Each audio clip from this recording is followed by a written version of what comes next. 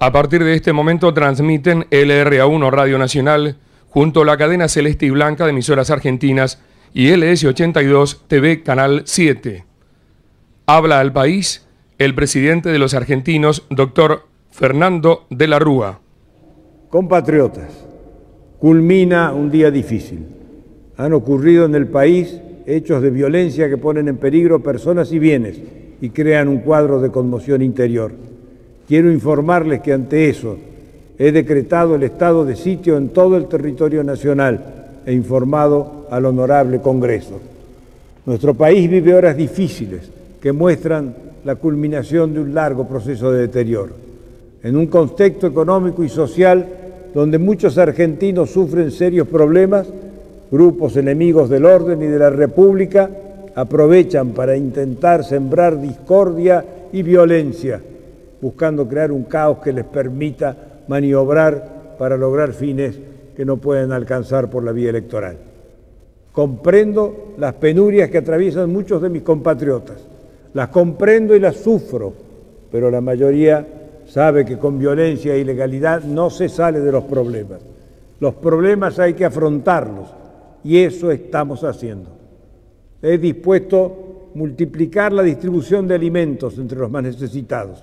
Tengo clara conciencia del padecimiento de muchos compatriotas y es mi compromiso trabajar para resolver la emergencia social. Pero sé distinguir entre los necesitados y los violentos o los delincuentes que, aprovechando esta situación, utilizan el desorden para crear el caos. Así como enfrenté los problemas económicos, así como dispuse medidas de emergencia para asistir a los más necesitados, decidí poner límite a los violentos que se aprovechan de las penurias ajenas. Por eso, y según las atribuciones que la Constitución Nacional me confiere como presidente de la Nación, he declarado el estado de sitio en todo el territorio nacional. El pueblo no quiere más esta girada, ¿me entendés? Ya no va más. Así finalizaba su comunicado el expresidente Fernando de la Rúa, declarando el estado de sitio, sin saber que eso sería la sentencia de su mandato.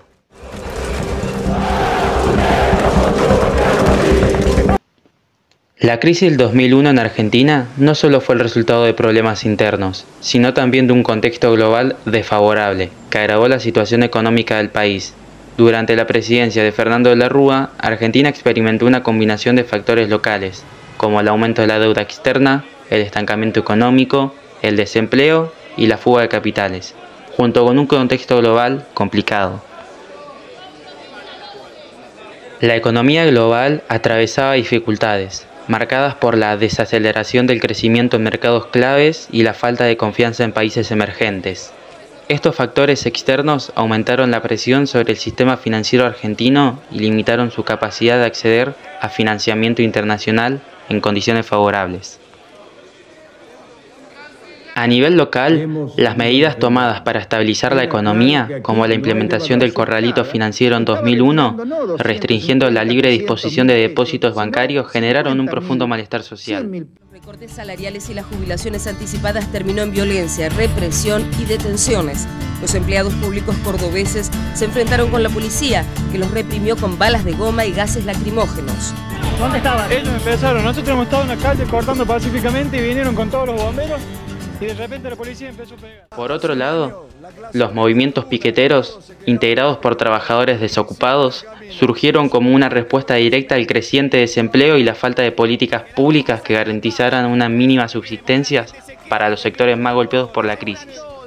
Todos tenemos que ir a la calle, porque todos los políticos son todos ladrones. Con la Plaza de Mayo ardiendo de violencia. La situación económica y social, combinada con la falta de respuestas políticas efectivas, culminó en la renuncia y la huida de Fernando de la Rúa el 20 de diciembre de 2001, tras días de protestas masivas y represión violenta que dejó decenas de muertos. El 20 de diciembre comienza a festejar. Pero para entender cómo es que Argentina llegó a este punto crítico, hay que remontarnos a la década del 90. Bajo el gobierno de Carlos Menem. Bajo el gobierno de Carlos Menem, el país había implementado un modelo económico basado en el régimen de la convertibilidad, que fijaba el valor del peso argentino al dólar estadounidense en una relación de un 1 a 1. Si bien este sistema logró controlar la hiperinflación que había azotado el país a finales de los 80, también generó una serie de desequilibrios a largo plazo que se agravaron hacia finales de la década. Entre 1991 y 1994, la economía argentina creció significativamente, en parte gracias a la llegada de capitales extranjeros atraídos por la estabilidad del peso. Sin embargo, la convertibilidad implicaba una serie de desventajas, como la sobrevaluación del peso. Este, al estar atado al dólar, se mantenía sobrevaluado, lo que afectaba negativamente a la competitividad de las exportaciones. Los productos argentinos resultaban cada vez más caros en los mercados internacionales, mientras que las importaciones se abarataban, lo que generó un creciente déficit comercial. La temprana apertura comercial afectó a la industria local, que no podía competir contra productos extranjeros más baratos. Esto condujo a un proceso de desindustrialización y aumentó el desempleo en sectores clave.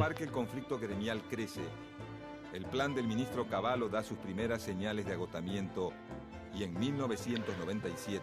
Para financiar el déficit fiscal y mantener la paridad cambiaria, Argentina recurrió a un fuerte endeudamiento externo.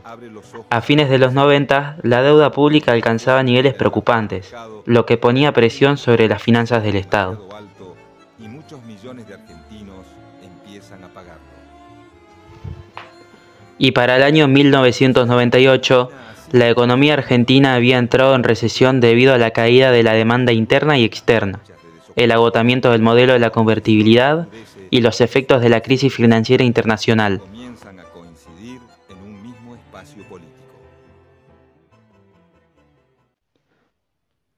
En el plano internacional, la crisis financiera de finales de los años 90 tuvieron un fuerte impacto en la Argentina. La crisis asiática de 1997 provocó una salida de capitales de los mercados emergentes, lo que afectó negativamente a la economía argentina, que dependía en gran medida de la inversión extranjera para financiar su deuda.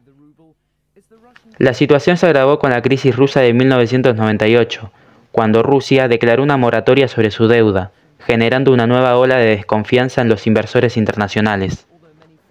Un evento especialmente relevante para la economía argentina fue la devaluación del real brasileño en enero de 1999. Brasil, principal socio comercial de Argentina dentro del Mercosur, devaluó su moneda, lo que afectó gravemente a las exportaciones argentinas. Al volverse los productos brasileños más baratos, la balanza comercial de Argentina, que ya mostraba signos de deterioro, se volvió aún más perjudicada. A nivel global, el auge de la globalización y la apertura de mercados había permitido a la Argentina recibir flujos importantes de capital extranjero durante los primeros años de la convertibilidad. Sin embargo, hacia fines de los 90, la situación internacional comenzó a cambiar. Los mercados financieros globales se volvieron más volátiles y la percepción de riesgo aumentó para los países en desarrollo. La caída del mercado de las empresas como .com en Estados Unidos en el año 2000 también contribuyó a generar incertidumbre y menor apetito por el riesgo de los mercados internacionales. Es bajo este contexto en el cual De la Rúa asume la presidencia con el respaldo de la Alianza por el Trabajo, la Justicia y la Educación, una coalición entre la Unión Cívica Radical y el Frente País Solidario. Esta coalición se había presentado como una alternativa al gobierno justicialista de Carlos Menem, quien ya había presidido durante 2 mandatos consecutivos. El principal desafío de la Rúa era sacar al país de la recesión en la que había entrado en el año 1998. José Luis Machinea, ministro de Economía de la Rúa hasta 2001, intentó aplicar una serie de políticas económicas con el fin de revertir la recesión y reducir el déficit fiscal. Sin embargo, estas medidas no solo resultaron insuficientes, sino que en muchos casos empeoraron la situación. Machinea implementó aumentos en el impuesto a las ganancias, así como recortes en los salarios del sector público como parte de un esfuerzo para reducir el déficit fiscal. Estas políticas de austeridad generaron una fuerte caída en el consumo, profundizando la recesión y el desempleo. Se aprobó una ley para restringir el gasto público y lograr equilibrio fiscal, estableciendo un techo a los déficits de las provincias. Sin embargo, la implementación de esta ley fue ineficaz, ya que las provincias siguieron acumulando deudas. Ante la creciente dificultad para acceder a los mercados internacionales, Argentina firmó un acuerdo con el FMI para recibir un blindaje financiero de 39.700 millones de dólares. Este acuerdo, sin embargo, estaba condicionado a la implementación de medidas de ajuste fiscal más severas, lo que intensificó el malestar social y no logró mejorar la situación económica. La recesión se mantuvo y la confianza de los inversores no se recuperó. A pesar de los esfuerzos por estabilizar las cuentas públicas, la deuda externa siguió aumentando. A fines de 2000, la deuda pública argentina había alcanzado los 146.000 millones de dólares, un nivel que resultaba insostenible dado el estancamiento de la economía. En marzo de 2001, tras la salida de Machinea, De la Rúa nombró a Domingo Cavallo como ministro de Economía. Cavallo, quien había sido artífice del plan de la convertibilidad en la década de 90, intentó aplicar medidas para evitar el colapso económico. Cavallo impulsó el megacanje, una reestructuración de la deuda externa con el objetivo de extender los vencimientos y reducir la carga de la deuda a corto plazo. Sin embargo, el megacanje fue muy criticado por las condiciones desfavorables que aceptó Argentina y no logró restaurar la confianza en los mercados. Cavallo implementó un plan de déficit cero que establecía que el gobierno solo podría gastar lo que recaudaba. Esto implicó más recortes en el gasto público, lo que exacerbó el malestar social y la recesión. En medio de una creciente fuga de capitales y el temor a una corrida bancaria, el 3 de diciembre de 2001, Cavallo implementó el corralito, una medida que limitaba la extracción de efectivo de los bancos a 250 pesos por semana. Esta medida fue extremadamente impopular, ya que dejó a millones de ahorristas sin acceso a sus fondos. Aunque tenía como objetivo frenar la fuga de divisas, el corralito desató un estallido social que culminó en las jornadas del 19 y 20 de diciembre de 2001. La combinación de recesión, endeudamiento, medidas de austeridad y la imposibilidad de acceder a los ahorros generó un profundo malestar social. Las protestas se generalizaron en todo el país, y las jornadas del 19 y 20 de diciembre de 2001, que fueron marcadas por la represión policial y la muerte de más de 30 personas, terminaron precipitando la renuncia de la Rúa. El colapso económico se completó con la declaración de default de la deuda soberana por parte del sucesor de la Rúa, Adolfo Rodríguez Saa, a fines de diciembre de 2001. El default marcó el fin del régimen de convertibilidad y el comienzo de una de las peores crisis económicas y sociales de la historia argentina. La imagen de la Rúa abandonando la Casa Rosada en helicóptero, lejos de ser una cuestión logística, simbolizó para muchos el distanciamiento del presidente de la realidad que atravesaba el país. Se especula que la situación dentro del Palacio Presidencial era caótica, con funcionarios y asesores desconcertados ante la magnitud de las protestas y la violencia en las calles. La decisión de evacuarlo en helicóptero se tomó por motivo de seguridad, ya que miles de manifestantes rodeaban la Plaza de Mayo y los accesos a Casa Rosada. Tras la renuncia de la Rúa, Argentina entró en una profunda crisis institucional. El país se quedó sin un presidente constitucional y la sucesión presidencial pasó a manos del Congreso Nacional, que debía elegir un presidente interino hasta que se convocaran nuevas elecciones. En los días que siguieron a la renuncia de la Rúa, el país tuvo 5 presidentes en el lapso de tan solo 2 semanas, lo que reflejó la gravedad del vacío de poder. Ramón Puerta, presidente provisional del Senado, asumió el cargo de manera interina hasta que el Congreso eligiera un sucesor. Adolfo Rodríguez Saa, gobernador de San Luis, fue elegido como presidente interino por la Asamblea Legislativa el 23 de diciembre del 2001. Rodríguez Saa anunció la declaración del default de la deuda externa, pero su gestión duró apenas una semana, ya que también enfrentó una fuerte oposición política y social. Tras la renuncia de Rodríguez Saa, el Congreso eligió a Eduardo Camaño como presidente interino por unos pocos días, hasta que finalmente Eduardo Duhalde fue designado el 1 de enero del 2002 como presidente transitorio, cargo que ocuparía hasta la convocatoria de las nuevas elecciones. En paralelo a estos cambios presidenciales y en medio de la profunda crisis social, económica y política, surgió en Argentina un fenómeno de participación ciudadana sin precedentes, las asambleas barriales. Estas asambleas se formaron espontáneamente en diversos barrios de Buenos Aires y otras ciudades del país, como respuesta al colapso de las instituciones políticas y económicas tradicionales. A su vez, los movimientos piqueteros que surgieron en las zonas más empobrecidas y postergadas del país, como Neuquén, Salta, Jujuy y en los barrios periféricos de Gran Buenos Aires, se encargaron de bloquear rutas y caminos estratégicos para llamar la atención del gobierno y de la opinión pública sobre su situación, utilizando la acción directa como su principal forma de presión.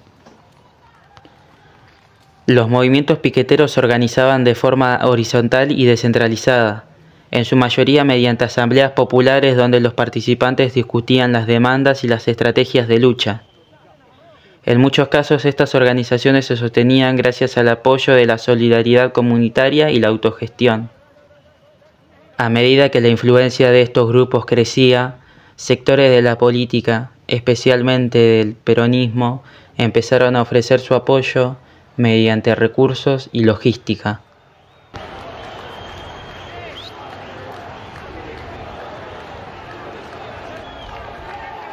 La crisis del 2001 en Argentina dejó al descubierto profundas desigualdades económicas y sociales que dieron lugar al surgimiento de los movimientos piqueteros.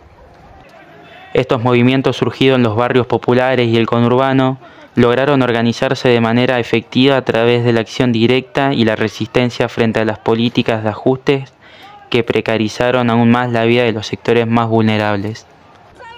Esto reflejó la capacidad de las comunidades para organizarse y luchar en tiempos de crisis. Estas experiencias de resistencia y construcción de redes solidarias fueron claves para sostener a los sectores más golpeados por la crisis, y su legado perdura en la política y en las formas de protesta social en la Argentina contemporánea.